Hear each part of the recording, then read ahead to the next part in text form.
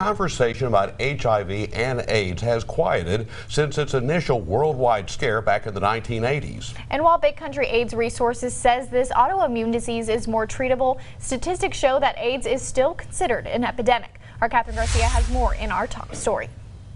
Robert Ray and James Harmon love the Christmas season.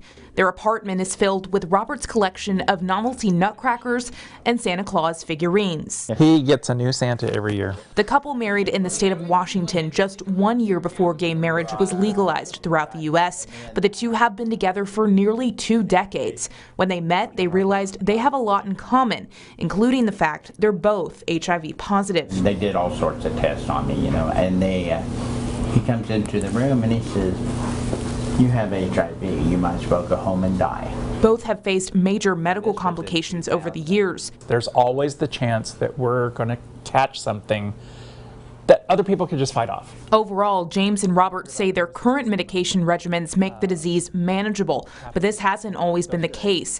James Wagstaff of Big Country AIDS Resources says back in the 1990s, doctors were prescribing HIV and AIDS patients aggressive medications in high dosages. There were people taking just horrendous amounts of pills, but now it is simplified to 1 pill a day. Robert and James have lost numerous friends over the years to AIDS and HIV complications, including James's first partner, who was only diagnosed with an upper respiratory infection. Finally, there was one day Jim woke up, couldn't breathe. I packed him in the car, called the doctor, said, "I'm coming right now." Got to his office, we walked in. The nurse literally jumped over the counter and said, "Oh my God, take him to the hospital now. He's turning blue."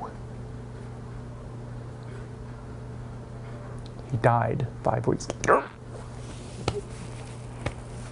Wagstaff says sex education in Texas should be a priority to keep this autoimmune disease from spreading and teach younger people of all sexualities the importance of safe sex.